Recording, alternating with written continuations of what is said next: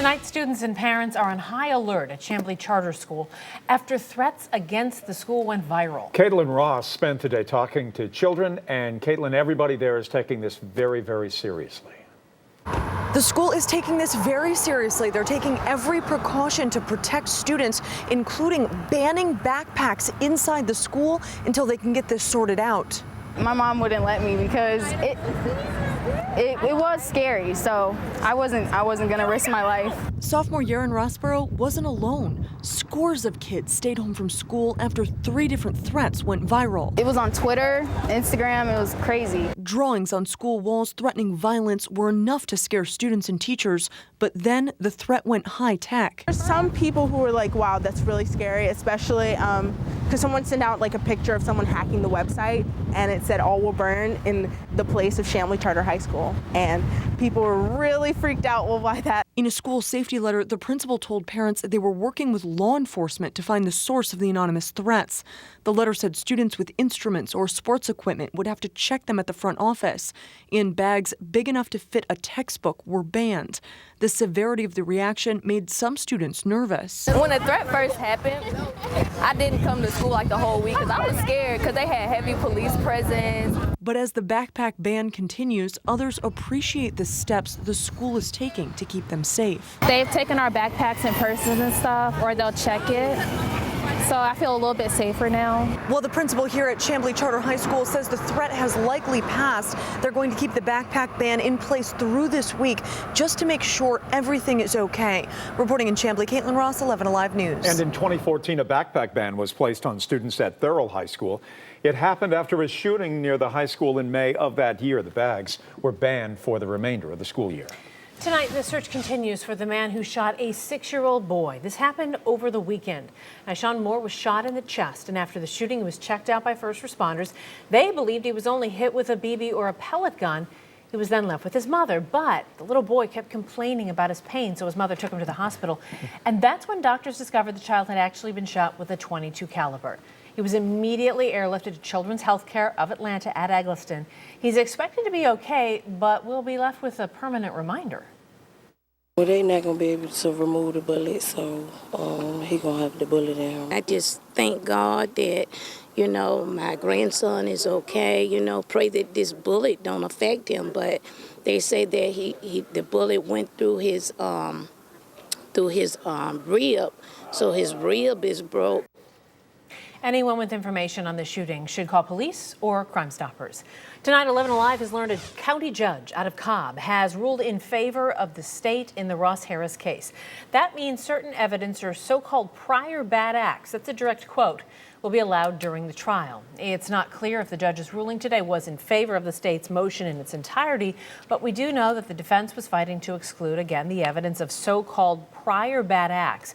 That would include Harris's alleged communications with other women. Harris is accused of killing his toddler, his son, in a hot car in June 2014. The trial is set to begin next month. 11 Alive News has learned that a foundation aimed at helping Marines in need is now under 3 federal investigations. Earlier this month, we reported the Skip Wells Foundation, named after a local Marine killed in a shooting at a recruitment center in Chattanooga, had parted ways with Marines and Mickey, accused the founder of stolen valor. Rebecca Lindstrom says ever since, the foundation has been flooded with emails accusing Marines and Mickey of stealthing much more than that. Ethan Arbelow is a 12-year-old who lived bravely and boldly throughout his fight with terminal brain cancer. I always treated him like a Marine with honor and dignity, and I made him fight like one. Jack Hughes was a vet struggling to pay his bills. He made you feel comfortable. He made you feel like that he was there, he was sincere. They are events that tug at our hearts and lead many to financially give. But Maria Maldonado says partnering with Marines and Mickey and its founder John Simpson only added to her heartache. He blew me off time and time again. Marines and Mickey was set up to help families spend some quality time at Disney or get to their child's Marine graduation ceremony. But Simpson also raised money to help Marines overcome various tragedies. A trail of text messages saved by Maldonado shows Simpson offered to help her get a foundation started in her son's name after his death in 2012. John Simpson was the Marine that went there to put his dress blues on him so that he was ready for his funeral. that's what made everything so bad. Bad because in the end, Maldonado says she had to fight to get any of the money promised to her. Money raised in her son's name. He's like, well, you know I'm keeping 40% of this. And I said, for what? But Maldonado got more than this North Carolina man.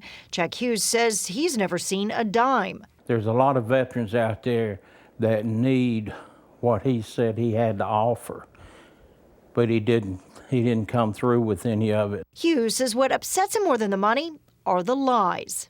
He said he was a retired master sergeant out of the Marine Corps. Second Force Recon, drill field. But Jason Weeks, the co-founder of the Skips Wells Foundation, says none of it is true. This was printed in the newspaper in Anderson, South Carolina. It's an article that shows what we found in these police reports, that Simpson was arrested in 1997 for driving under suspension and unlawfully carrying a pistol.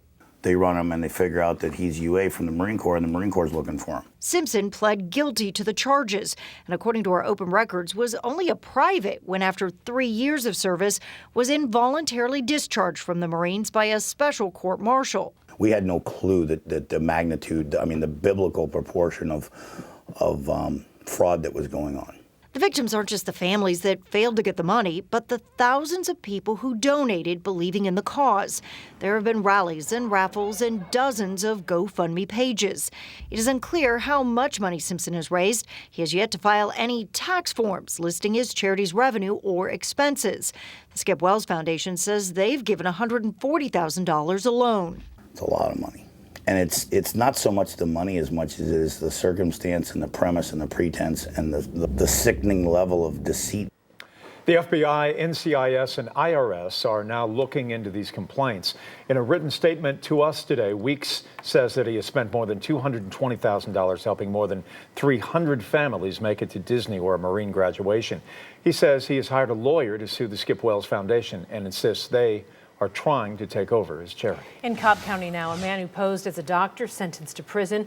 Patrick Ogabor was an employee at the Most House Lab and Health Care Clinic in 2013. And at the time of the assault, he was wearing a lab coat with the name of a physician at that clinic. The Cobb County District Attorney's Office says he took a woman into the exam room where he touched her inappropriately. He pled guilty to aggravated sexual battery on Friday, and today a judge sentenced him 15 years in prison. From Bartow County, nearly a dozen people are in jail. This is after a prostitution bust. Cartersville police say it was part of an undercover operation to stop sex trafficking, theft, drug-related incidents, all linked to prostitution. The charges include pandering and sexual battery. We have a full list of the charges for each individual online at 11alive.com. A city worker dead after a tree-cutting accident. It happened in Buckhead today. Authorities say that 54-year-old Donald Rembert of Atlanta was in a bucket cutting a tree at Spring Lake Drive on Northside. At some point, a portion of that tree fell on him, knocking him out of the bucket. Residents say today's accident is a reminder of the dangerous events that city crews face on a daily basis. I was looking at statistics the other day. They said there are more people killed in service jobs like that than there are in our wars. The city promises a thorough investigation will be conducted. It is also providing counseling and extra training for any city workers who request it. An 82-year-old man was rescued from a ravine after his family reported him missing on Sunday morning. Kevin Rosen spoke with the man's granddaughter, who says she's so thankful for everyone who helped to find him, and joins us now to tell us what happened. Kevin? Well, when you see where he was found, it's hard to imagine how he got there. His granddaughter called 911, and after police searched for about 10 minutes, they found him in a ravine on a tree. Sagunyan enjoyed the sun in the front of his Lawrenceville home this afternoon, one day after he was rescued from a ravine by Gwinnett County Police. He's 82 and moves around very gingerly with the use of a cane. I try to say bye to them before I go, and I was like, I can't find him. Joy Tao called 911 in a panic yesterday when she couldn't find her grandfather. We know that based on historical findings of where these people are found, that a lot of Alzheimer's patients, elderly persons, and children are often found near bodies of water. The first place police looked was a creek bed down a steep ravine behind the house. Hard to believe an 82-year-old man who can barely walk could make it down to the creek. But there he was, lying on his back on a tree that fell across the running creek waters several feet below. He just chilling there, sunbathing. like a Sunbathing nut. on the tree. Sunbathing on the tree. Got it? Ready? Hold tight 来点。Oh my God! Thank you, guys. Because of his limited mobility, police officers physically carried Jan up the ravine to his granddaughter. Right now, I'm super happy we found him. That's the thing. It's like, we found you. You're not missing. We found you here. Segun Jan was not injured. It is not lost on his granddaughter how close to miraculous that is. My neighbors and the police officer, I really appreciate all the people helping me that day. Now, I walked down that ravine to the fallen tree, and I still can't figure out how Mr. Jan got down there. There are so many ways that this could have ended differently. It is good news that he is okay. And thankfully it didn't end. Yeah. Kevin, thank you. So many of us starting the week, well, we have the heat. We've had the heat that's lingered over to the weekend, from the weekend, and now we have some rain. But we also have warm temperatures. How about we begin with the morning commute? Storm Tracker Chief Meteorologist Chris Holcomb now tracking the showers for us tonight. Chris? Yeah, and that rain that you're talking about is pushing out now. In fact, we are dry in Atlanta. We have just one lone shower that's still hanging on in the state over near Elberton, over in Elbert County. But we had a few showers. Not everybody got hit this evening, but a few of those showers moved through. The better concentration of rain with the heaviest activity was up to our north. But here's that last little bit that's about to cross over into South Carolina. You can see it just moved through Elberton, about to move through Calhoun Falls, just south of Coldwater, and crossing over the state line with some moderate to heavy rain in there. Just a brief little period of heavy rain that's pushing over into South Carolina. Not a lot of lightning with that. Now, as these storms moved into the upstate of South Carolina and into North Carolina, they got a little more active. You can see the yellow polygons in South Carolina indicating severe thunderstorm warnings also near Raleigh. So a little more active weather there where the air was a little more unstable. But that is all pushing out, and we're seeing nicer weather for us now. In fact, that slight risk that was over northeast Georgia earlier is now into South Carolina, North Carolina. We don't even have the marginal risk here anymore. So things looking much better overnight and into tomorrow morning. We are going to see temperatures, though, that are going to be a lot warmer tomorrow than they were today. In fact, the warmest air so far of the season tomorrow with highs in the lower 80s. I'll give you more of a timeline on that. And before you get used to those 80s, just know that we do have 30s coming back in our 7-day outlook. More on that in just a bit. What a shift in temperatures, Chris. Thank you. Tonight, the presidential candidates are getting ready for a big day. Tomorrow, we have the latest from the campaign trail. And Republican frontrunner Donald Trump could win big tomorrow, but today he was in North Carolina talking about the protests at his rallies.